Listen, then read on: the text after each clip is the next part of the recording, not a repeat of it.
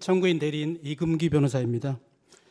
저는 청구인이 자신의 탄핵 사건에서 보여준 태도와 거짓말에 대해서 몇 가지 생각을 말씀드리겠습니다.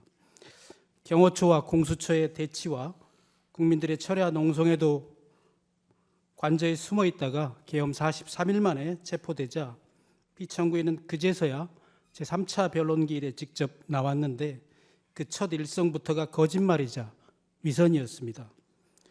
피청구인은 저는 철들고 난 이후로 지금까지 특히 공직 생활을 하면서 자유민주주의라는 신념 하나를 확고히 가지고 살아온 사람입니다라고 말했습니다.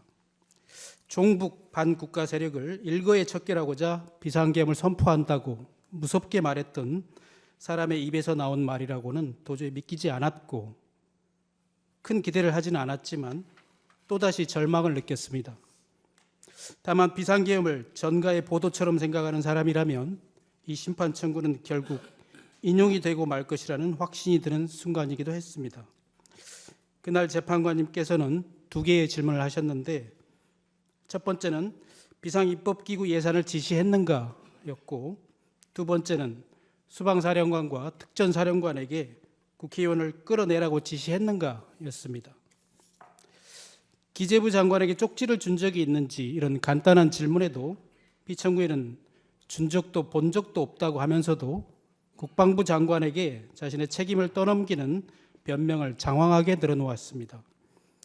사령관들에게 국회의원들을 끌어내라고 지시한 적이 있느냐는 두 번째 질문에는 없습니다라고 변명 없이 간결하게 답변하는 모습이 오히려 구차해 보이지는 않았습니다.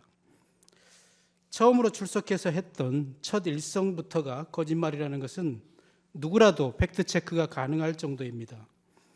최상목 부총리의 말은 물론이고 조태열 외교부 장관의 진술만으로도 A4 문건을 직접 나눠준 사실이 드러났고 사령관은 물론 수많은 군인들의 증언을 통해서 국회의원들을 끌어내라고 지시한 사실 또한 명백히 인정됩니다.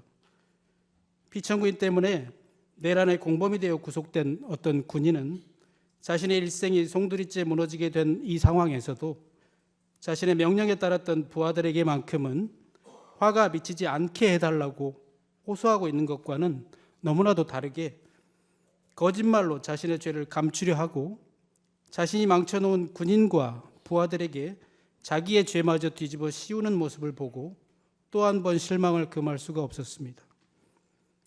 피청구인이 구치소에서 재판소로 출석하는 날에는 수백, 수천의 경찰관들이 동원이 되고 국민들은 이쪽과 저쪽으로 편이 갈려서 나라가 쪼개질 것만 같고 저 같은 일개 서생조차도 나라 꼴이 걱정이 되는 판인데 청구인은 걱정도 안 되는지 재판소에 와서도 심판정에는 들어오지도 않거나 재판이 시작하기도 전에 다시 돌아가 버리는 것을 보면서 이 나라 공무원들의 노고는 안중에도 없고 국민들의 시선 따위는 아랑곳하지 않는 모습도 지켜봐야만 했습니다. 피청구인은 대통령 취임식에서 대통령으로서의 직책을 성실히 수행할 것을 국민 앞에 엄숙히 선서합니다라고 했지만 어쩌면 그 선서부터가 거짓이고 위선이었을지도 모른다는 생각이 듭니다. 대통령으로서 국민 앞에서 직무상의 거짓말을 하지 않고 진실해야 하는 것은 단순한 도덕적인 요청이 아니라 헌법적 요구이자 법적인 의무인 것입니다.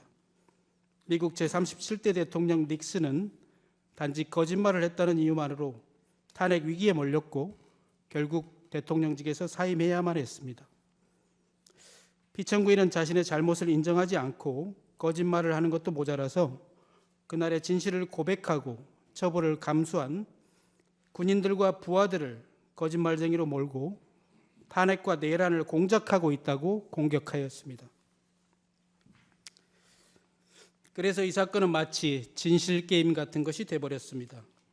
피청구인이 한 거짓말 때문에 온 국민이 듣기 평가를 받아야 했던 적도 있고 심지어는 출근 행렬도 거짓이라는 의혹도 있습니다만 그것이 탄핵 사유는 아니므로 논외로 하겠습니다. 그렇지만 이 재판은 피청구인의 말과 언어가 처음으로 진실했는지 아니면 거짓이었는지가 공식적으로 확인되는 의미를 갖고 있다고 생각합니다.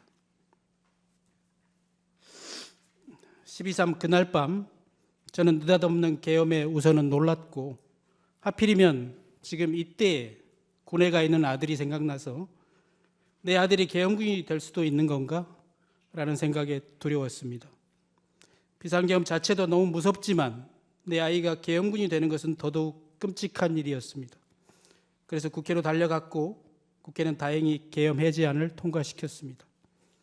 헌법이니 민주주의니 이런 생각을 하기보다는 그저 나와 내 아이들의 안전을 생각했고, 아버지로서 아들이 계엄군이 될 수도 있는 상황만큼은 막아야만 했기 때문에 헬리콥터 소리가 너무 크고 총을 들고 있을지도 모르는 계엄군과 맞서는 것도 너무나 무서웠지만 소심한 용기나마 짜내어 국회 앞으로 달려갔던 것입니다. 그날 밤 큰 비극이 일어나지 않은 것은 국민들이 무서움을 무릅쓰고 온몸으로 막았기 때문이지 피청구인이 아무 일도 하지 않았기 때문이 결코 아닙니다.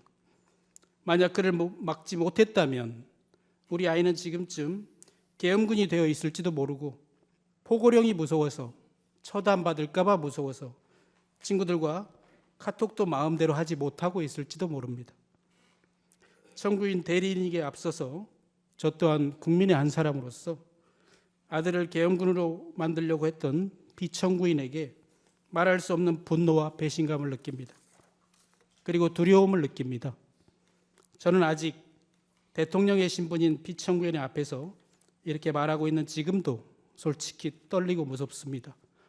주권자를 배신한 피청구인을 심판하는 공개된 이 법정에서조차도 그가 두려운 것은 그가 아직 이 나라의 대통령이기 때문입니다.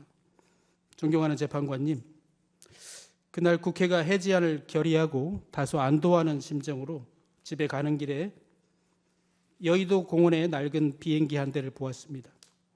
8.15 해방 이후에도 김구 주석과 임시정부 요인들은 고국에 돌아오지 못하고 있다가 그의 겨울이 되어서야 일반인의 자격으로 이 비행기를 타고 당시 여의도 공항인 이곳에 내렸다고 합니다. 누군가는 부수고 무너뜨리고 팔아먹고, 반대로 누군가는 지키고 세우고 뺏기고 또 빼앗겨도 끝까지 되찾고자 하는 것, 그것이 과연 무엇일까요? 그것은 바로 피청구인이 말한 자유민주주의 시민으로서의 자격증, 바로 주권이라고 생각합니다. 나는 지금 부수고 무너뜨리고 빼앗는 자리에 서 있을 것인가, 아니면 지키고 세우고 되찾는 자리에 서 있을 것인가를 생각하면서 변론을 마치겠습니다. 감사합니다.